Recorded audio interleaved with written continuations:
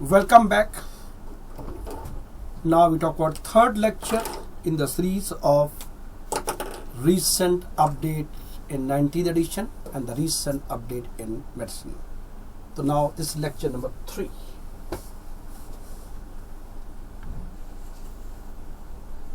Lecture number 3.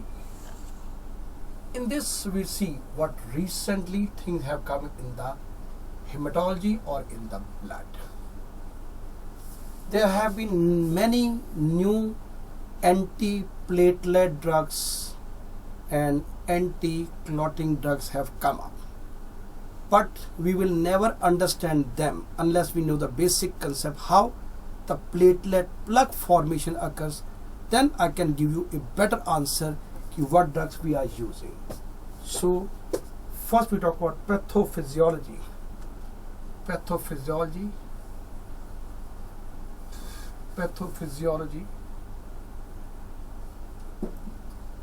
of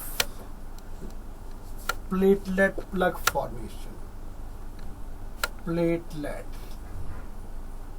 which I will be writing as P, plug formation.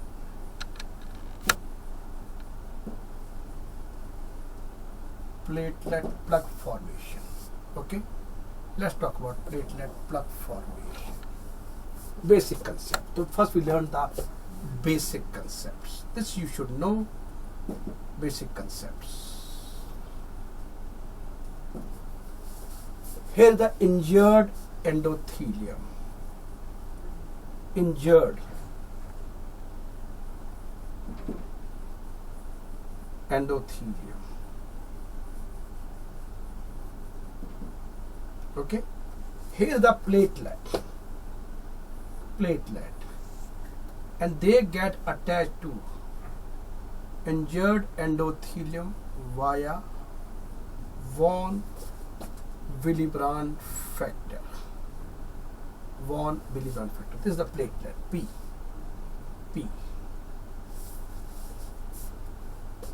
And these are attached here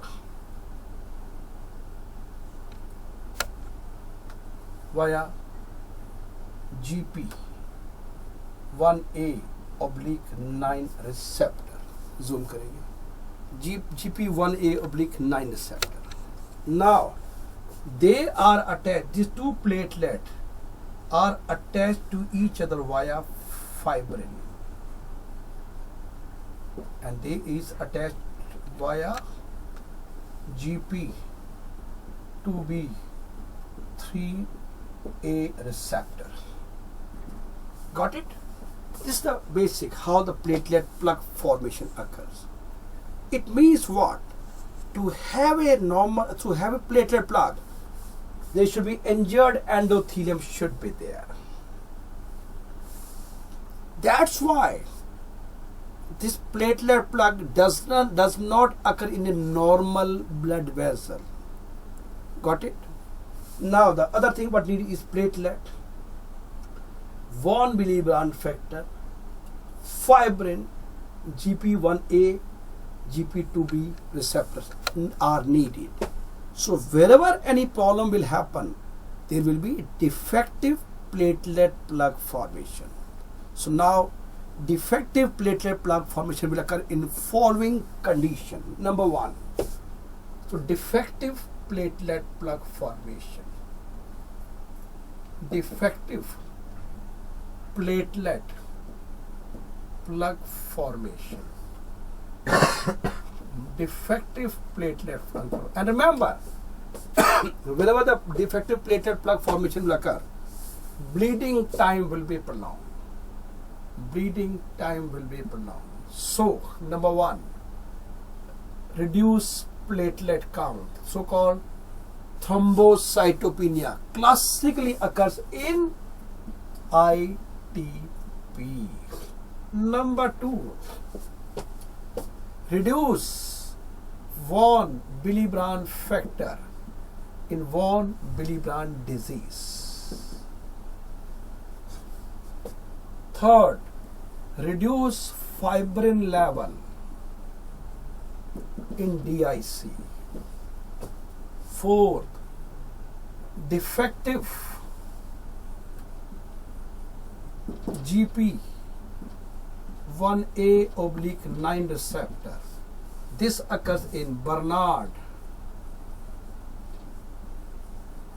Solier disease. And fifth, defective GP2B3A receptor.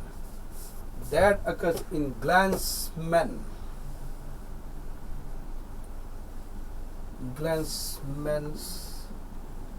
thrombasthenia.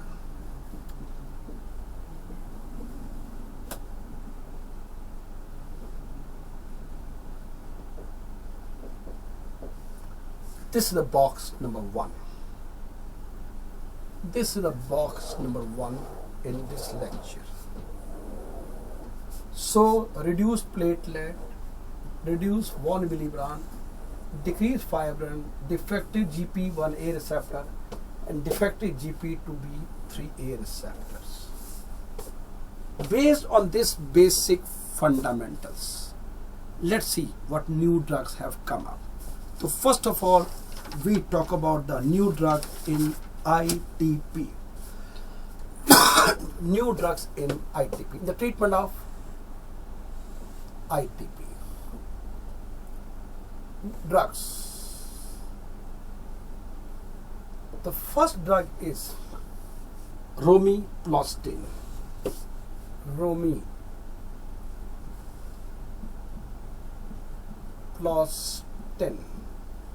It is given subcutaneous. Second is L-Trombopac. L-Trombopac. It's a tablet. Both these drugs are thrombopoietin receptor agonists. Both these drugs are thrombopoietin receptor agonists.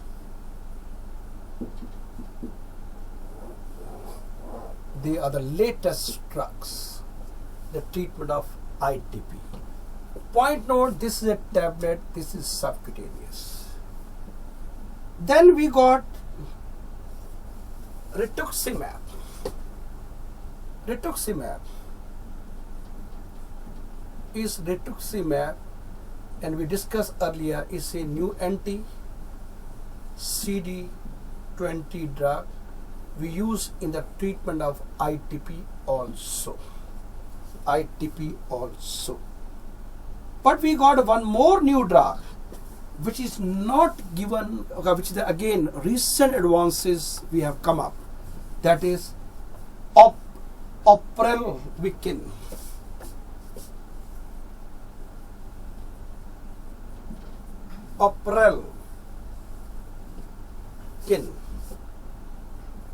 It's a new drug for treatment of ITP. This is the box number 4. So we got new drug 1, 2, 3 and 4 new drug in the treatment of ITP.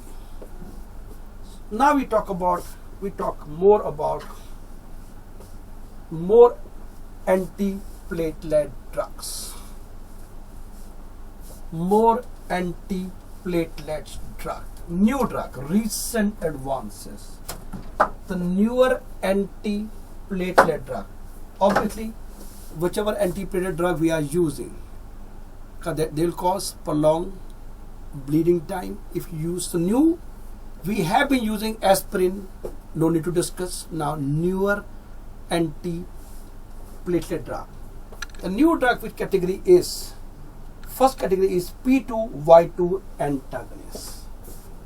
P2Y12 antagonist.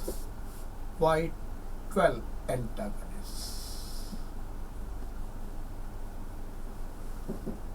P2 Y12 antagonists. They are antiplatelet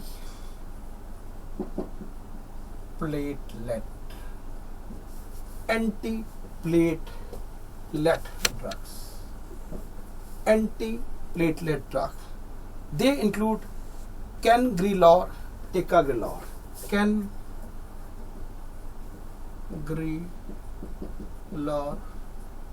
ticagrelor.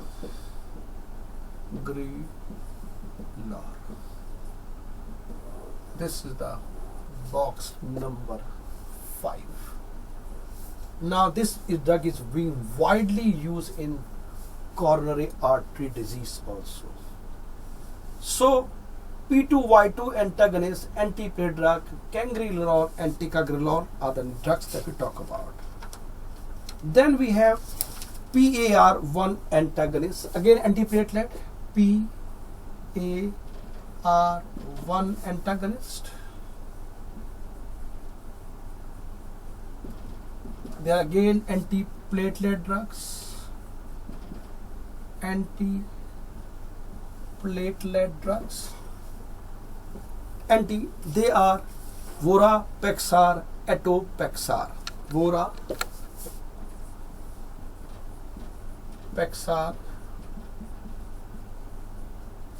Vorapexar, etopeXAR.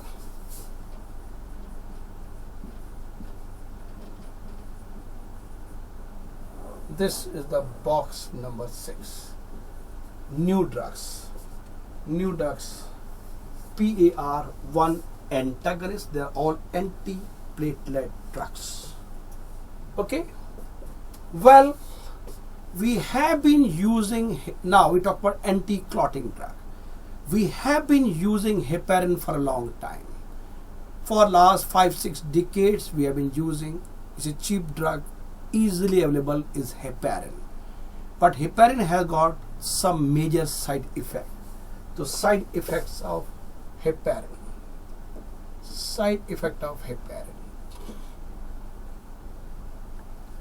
They are, it can lead to osteoporosis,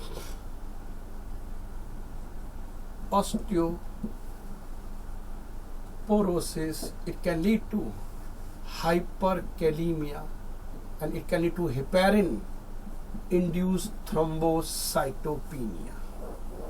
Heparin induced thrombocytopenia.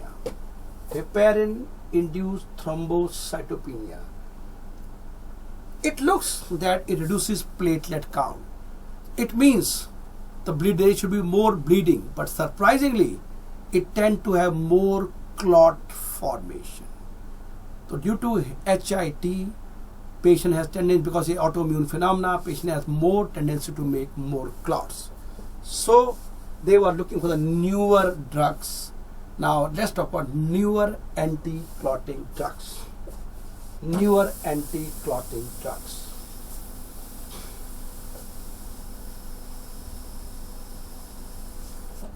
Anti-clotting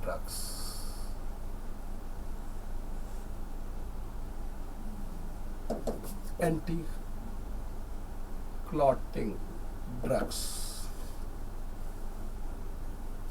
We have a low molecular weight heparin. We have pentasaccharide.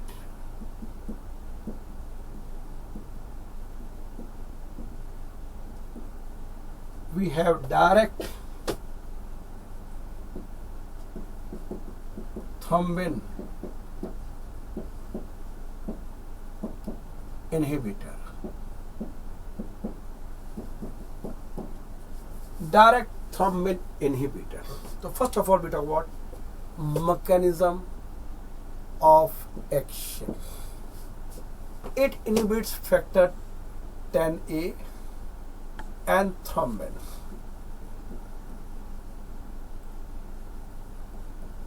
Examples: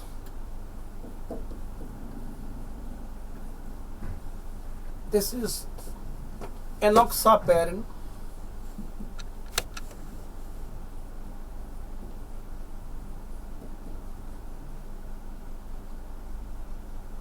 deltaparin,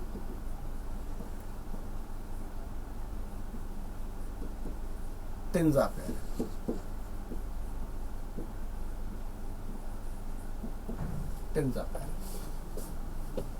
Pentasaccharide, they include, it inhibit factor 10A. Example are fondaparinux,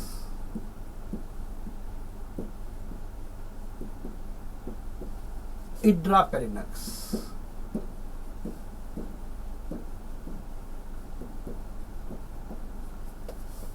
then we have a direct thrombin inhibitor. They inhibit thrombin.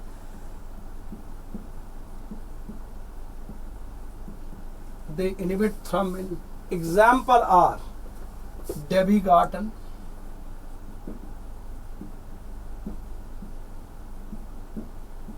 zymalgatran,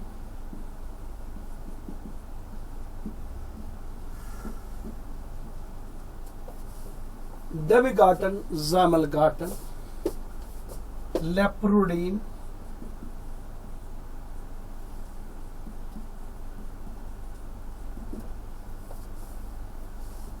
bivalirudine,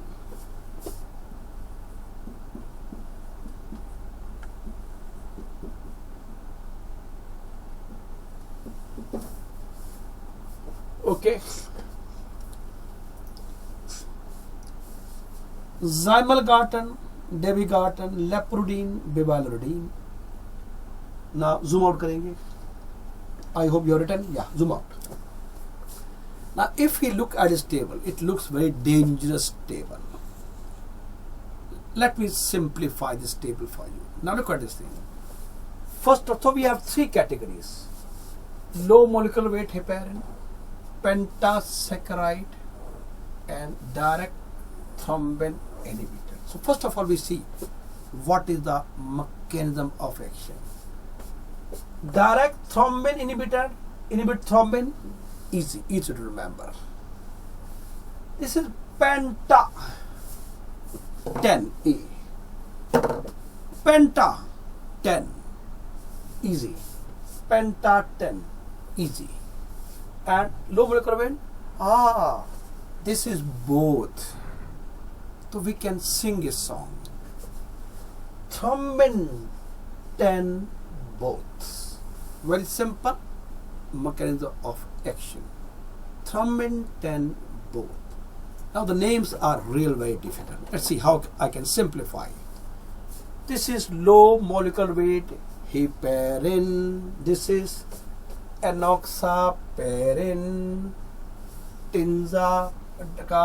deltaparin, tinzaparin. All parins are here. Okay. This is penta, fondaparinux, idraparinux, simple, and they are dabigatran, zymalgatran, the two gatran, and the lepridine and bivalirudine.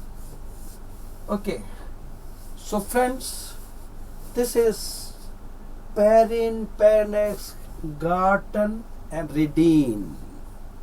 So very simple to revise. How can you revise? Thrombin 10, both, parin, parinax, gatran, ridine. Okay, parin, parinax, gatran, ridine. So simple. So thrombin 10, both, parin, parinax, gatran, ridine is a simplified what I can talk to you. Well, there's few more drugs have come up. So now, out of all these friends, you may forget every damn thing, but you should not forget this drug. This is a tablet, and widely used in clinical practice actually. So you should never forget this drug. You should never forget this drug. Okay. Now there are two new drugs have come. Factor 10A inhibitor. 10A inhibitor, new drugs. The new drug in factor 10A inhibitor are rivaroxaban, apixaban,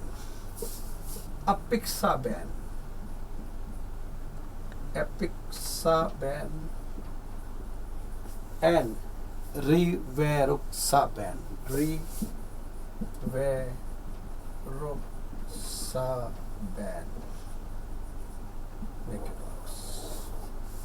Make a box. So friends, from the new drugs what I gave to you, you will pakka definitely get some new question. And remember, as I was talking to you regarding prometric system, all recent advances are of higher category number 4 or 5, because in routine guides what you have been reading, you will not get all these things at all. But examiner want to know whether you know the latest advances or not.